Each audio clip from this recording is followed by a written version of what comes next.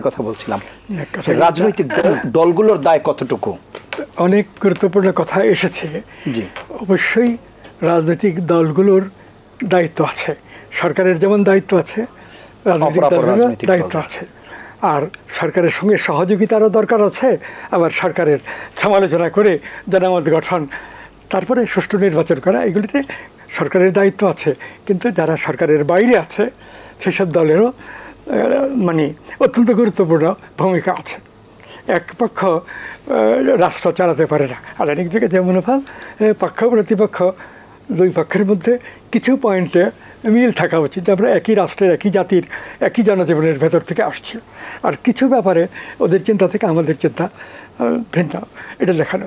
তা আমাদের এটাও একটা বড় দুর্ভাগ্য যে রাজনৈতিক দলগুলোর মধ্যে কোনো কোনো দল এত কুৎসিত কথা বিরোধী পক্ষ সম্পর্কে বলে যে এইটা খুব বড় ক্ষতির কারণ হয়। যেমন মুক্তিযুদ্ধের পক্ষশক্তি বিপক্ষ শক্তি এইভাবে দীর্ঘ সময় পরে মুক্তিযুদ্ধের রাষ্ট্রকে বিভক্ত করে রাখা উচিত না। বঙ্গবন্ধু এটা চাননি।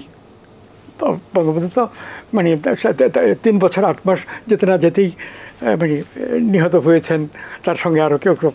তো বঙ্গবন্ধু কিন্তু এইটা চায়নি। বঙ্গবন্ধু চেয়েছেন যে জনগণের মধ্যে একটা গণ ঐক্য থাকবে, বাংলাদেশটাকে রক্ষা করা, বাংলাদেশটাকে মানে বিকশিত করা, উন্নত করা। সেই সঙ্গে জনজীবনের সমস্যা বিভিন্ন পর্যায়ে কিছু কিছু সমাধান করে আমাদের এগোতে হবে।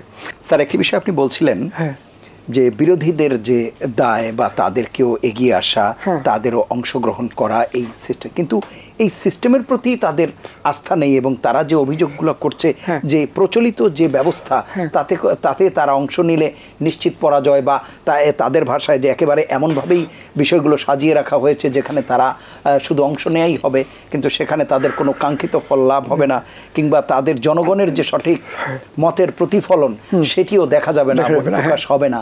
সেই জায়গায় আপনার বক্তব্যটা কি? আপনি যে কথাটা বললেন, মানে বিরোধীদের অভিযোগ যেটি, বাস্তব অবস্থা এইরকমই। জনসাধারণের মনে ধারণা যে ভোট দিয়ে কী হবে, সরকার বদল হলে কী হবে, যাদের শক্তি বেশি তারাই ক্ষমতায় থাকবে, যাদের শক্তি কম তারা যদি কোনো ক্রমে ক্ষমতায় আসে তাহলেও তারা রাষ্ট্র চালাতে পারবে না, এরকম কতগুলো ধারণা সাধারণ লোকের মনে আছে। আর যেহেতু রাজনৈতিক নেতৃত্ব, রাজনৈতিক দলগুলো ঠিক মিনিমাম যেটুকু থাকা দরকার সেইটাও নাই।